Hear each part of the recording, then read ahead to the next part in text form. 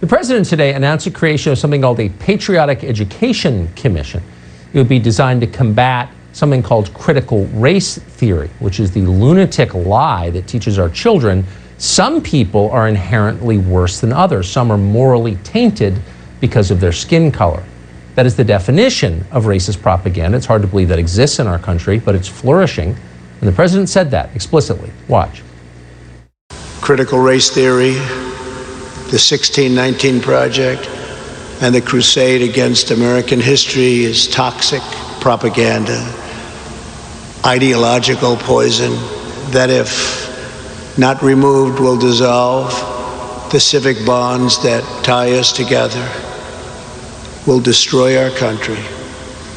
That is why I recently banned trainings in this prejudiced ideology from the federal government and banned it in the strongest manner possible. Well, the usual partisans were outraged by this, needless to say. Don Beyer, a car dealer who somehow became a member of Congress, said it was fascism.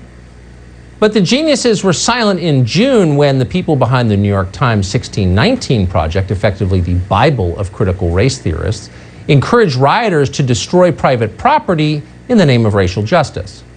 Violence is when an agent of the state kneels on a man's neck until all of the life is leached out of his body.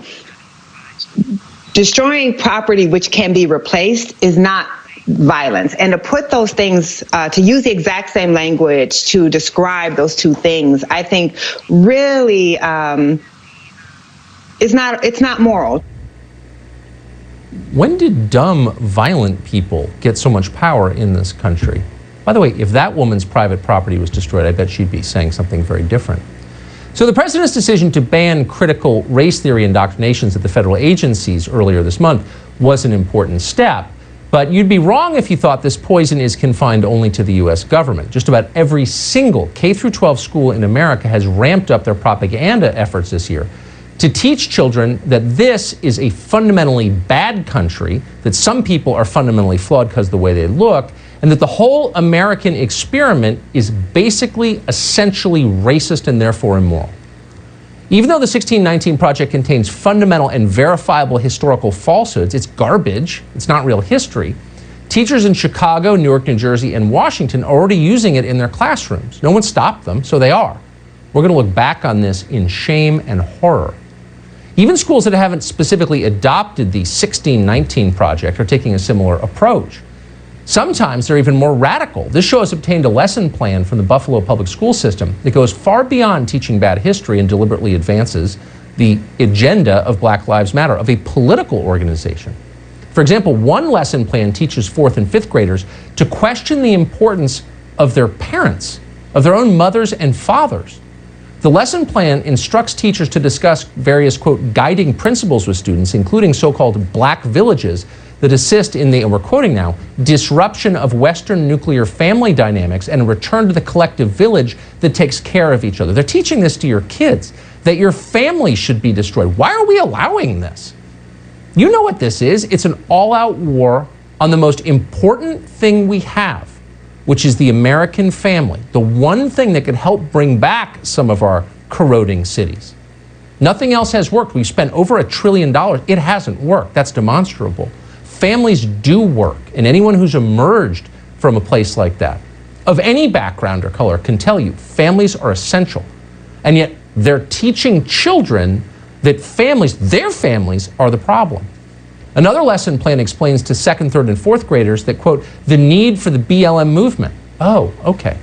Now you might think a Marxist organization that destroys private property and wants to replace parents is a bad thing, but that's not what your children are learning. Other lesson plans actually teach students the specifics of the BLM platform, which rejects Western family structures. Another lesson plan for grades 2 through 4 explains why all lives matter is a problematic phrase. Yeah, all lives don't matter. This is insane, and it doesn't stop in elementary school. The goal is to redefine education at all levels and turn it into a shell for propaganda.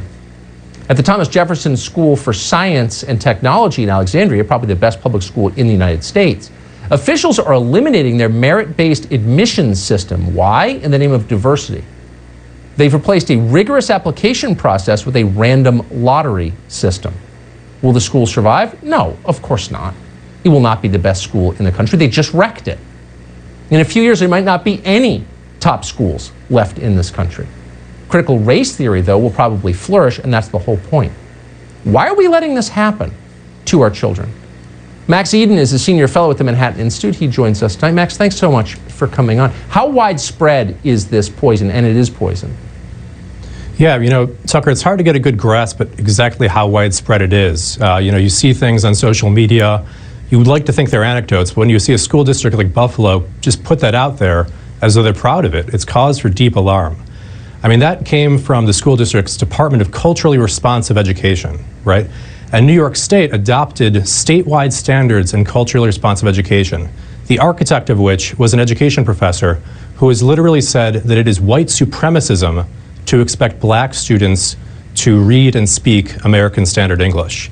Just the other week, another superintendent in New York said that we shouldn't teach the success stories of black Americans because doing so somehow denies or undercuts the ideas of systemic racism. I think we can expect that this is you know, full-on states have committed to it. Individual teachers who have a sense of social justice defined by critical race theory are going to take it into their own hands, even if it's not necessarily on the school district's website. So let's get to the core idea that I think we should work to fight, and that is the idea of blood guilt. The idea that some people are born with guilt, some people are born inferior, some people are born superior. We rejected that as a nation a long time ago. We have a monument on the Mall as a testament to the fact we reject it. How common is that lie in our schools? Yeah, well, I think this really ties into the 1619 Project, which, you know, you discussed the falsehoods of it, but I think the audience needs to realize this isn't just being adopted in major school districts. Teachers are taking it into their own hands. And the true purpose of this, according to Nicole Hannah-Jones, is to advance reparations. And she has said further from that, that's her goal because she decided that it was more realistic than, and I quote, "How can we stop white Americans from being white?" Now, curriculum can't affect skin color. What this is about is what you're saying. It's about blood guilt. It's about this critical ideology that takes things that you and I and most Americans think are virtues, things like the nuclear family, things like a sense of urgency, delayed gratification, defines them as whiteness and tells your kids that it's your job to dismantle white supremacism. They have no right to do this. They have no right to destroy our children. They have no right to destroy our schools. And soon we're gonna put an email address on our screen starting tomorrow and going forward. For any parents who've seen examples of this, please send them to us. I agree with you, Max, that this is likely ubiquitous, and until we know its extent, we really can't fight against it, which we should do. Maxine, I hope you'll come back. Thank you. Yeah, we'd love to. Thank you.